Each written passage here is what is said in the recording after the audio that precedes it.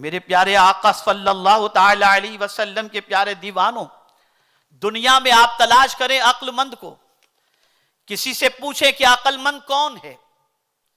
मैं अगर आपसे सवाल पूछूं कि क्लेवर कौन, मैं आपसे पूछूं कि जीनियस कौन, तो आप कहेंगे जो रिसर्च स्कॉलर हो, जिसने फला फला मेडिसिन के सिलसिले में रिसर्च किया हो, जिसने फला बीमारी के हवाले से रिसर्च किया हो।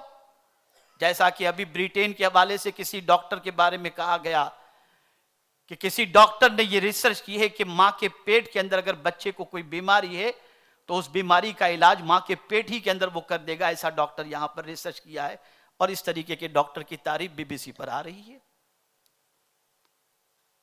तो अगर मैं आपसे पूछूं कि जीनियस कौन, मैं आपसे पूछूं कि क्लेवर कौन, तो आप यही सारी चीजें बताएंगे। नो डाउट इस एजुकेशन की बुनियाद पर वो किसी हद तक क्लेवर कहा जाएगा, लेकिन सही मानों में अक्ल वाला कौन है वो कुरान बताएगा। और जिसे कुरान अक्ल वाला कहे वो यकीनन अक्ल वाला है। तो आइए हम कुरान से पूछते हैं, कुरान तू बता अक्ल वाला कौन, उलुल अलबाब कौन है। तो कुरान कहता है इन्न फी खल्क़िस समावाति वल अर्द वख्तिलाफिल लैली वन नहार लआयातिल लिउलिल अलबाब अल्लज़ीना यज़कुरूना अल्लाह क़ियामन व क़ुऊदन व अला जुनूबिहिम व यतफ़क्करूना फी खल्क़िस समावाति वल अर्द रब्बना मा खलक़्त हाज़ा बातिला सुब्हानक फ़क़िना अज़ाबन नार। जब अक्ल वाले की परवरदिगार ने डेफिनेशन बयान फरमाई तो पहली चीज जो अक्ल वाले के हवाले से कुरान ने बयान फरमाई वो क्या है, यज़कुरून अल्लाह क़ियामन व क़ुऊदन व अला जुनूबिहिम। अक्ल वाला वो है जो खड़ा होता है तो अल्लाह का जिक्र करता है, बैठता है तो अल्लाह का जिक्र करता है, और करवट लेता है तो अल्लाह का जिक्र करता है। कुरान की रोशनी में अक्ल वाला वो है जो उठते बैठते चलते फिरते अपने मौला का जिक्र करता है। जिक्र करने वाला बेवकूफ नहीं होता, जिक्र करने वाला कंगाल नहीं होता, जिक्र करने वाला मुफलिस नहीं होता। आज दुनिया की सोच बन चुकी है कि जिक्र करने वाले को सोसाइटी का सबसे कमजोर तस्वुर किया जाता है और जिक्र करने वाले को माअज़ल्लाह सोसाइटी में हक़ारत की नजर से देखा जाता है। लेकिन कुरान की रोशनी में वो जिक्र करने वाला अक्ल वाला है अल्लाह के नजदीक, अल्लाह अज़्ज़ा व जल्ल के फरमान के मुताबिक।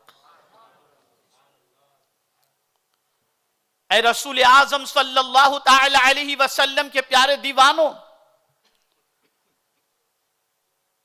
हजरत मूसा कलीमुल्लाह अलैहिस्सलातु व तस्लीम की हयात तैयबा देखो।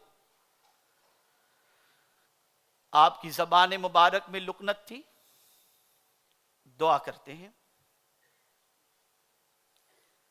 बारगाहे समदियत में इल्तिजा करते हैं, रब्बि इश्रह ली सदरी वयस्सिर ली अमरी वहलुल उक़दतम मिन लिसानी यफ़क़हू क़ौली वजअल ली वज़ीरम मिन अहली हारून अखिशदुद बिही अज़री व अशरीकु फ़ी अमरी। ऐ हजरत मूसा ये तो बताओ ये जबान की लुकनत की दूरी की दुआ करने की वजह क्या है। तो कुरान कहते हैं कई नुसब्बिहका कसीरा व नज़कुरका कसीरा। मैं इसलिए मेरे मौला इस लुकनत की दूरी की दुआ तुझसे कर रहा हूं ताकि तेरी पाकी बयान करूं और तेरा जिक्र करूं।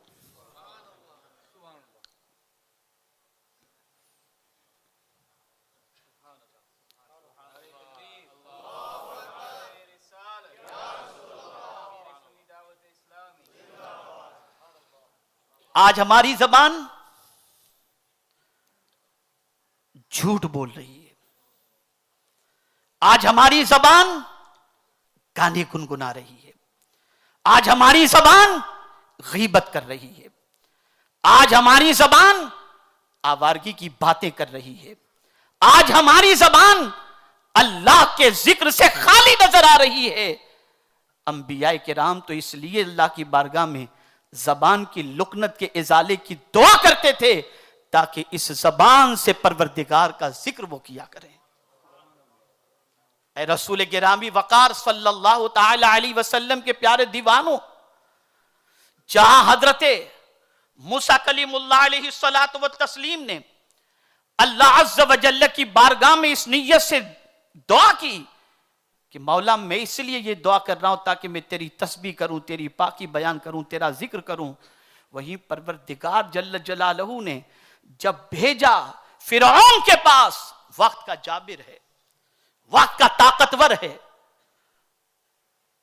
वक्त का जाबिर हुक्मरां है, इक्तदार उसके पास, फौज उसके पास, असलहा उसके पास, तवानाई उसके पास, ये सारी चीजों के होने के बावजूद परवरदिगार जल्ल जलालहू अपने फरिश्तादा पैगंबर को फिरौन के मुकाबले में, फिरौन को समझाने के लिए परवरदिगार जब भेजता है तो कुर्बान जाइए, वहां भी परवरदिगार ने क्या इरशाद फरमाया, इज़हब अंत व अखूक बि आयाती वला तनिया फी जिक्री। ऐ मूसा तुम और तुम्हारे भाई जाओ, लेकिन खबरदार जिक्र में सुस्ती मत करना। यानी जाबिर के सामने अगर तुम्हारे पास असला नहीं तो कोई बात नहीं है, मेरा जिक्र तो तुम्हारे साथ है, अगर तुम मुझे याद करोगे मेरी मदद से तुमको माला माल कर दिया जाएगा। आप जरा सोचो, हज़रत मूसा अलैहिस्सलातु व तस्लीम को फिरौन के मुकाबले में जब भेजा गया तो जिक्र के हवाले से वला तनिया फी जिक्री, जिक्र में सुस्ती मत करना। यहां से यह बात समझ में आई कि बातिल के मुकाबले में जाओ तो तुंदही के साथ अल्लाह का जिक्र करो, जबान को अल्लाह के जिक्र से तर कर दिया करो, इसलिए कि कुरान ने दूसरे मकाम पर कहा फज़कुरूनी अज़कुरकुम, तुम मेरा जिक्र करो मैं तुम्हारा चर्चा करूंगा। यह हो ही नहीं सकता कि तुम मुझे याद करो और मैं तुम्हें भूल जाऊं। तो जब कोई तुम्हारी मदद करने वाला न होगा, मेरा जिक्र करो, मैं तुम्हारी मदद के लिए तैयार हूं। ऐ रसूल गिरामी वकार सल्लल्लाहु ताला अलैहि वसल्लम के प्यारे दीवानों, यहां से यह बात समझ में आई कि मुसलमानों की जिम्मेदारी यह है और अल्लाह वालों के हवाले से समझना यह जरूरी है कि बेखौफ व खतर वो कहीं चले जाते थे, बगैर असलहे के कहीं चले जाते थे, फिर भी अल्लाह उनको फतह नुसरत क्यों अता करता था? वजह सबसे बड़ी यह थी कि उनकी जबान अल्लाह की याद से तर थी। SDI चैनल को सब्सक्राइब करें और बेल बटन पर क्लिक करें ताकि आपको सबसे पहले हमारे नए वीडियोस और लाइव इज्तिमा की लिंक मिले।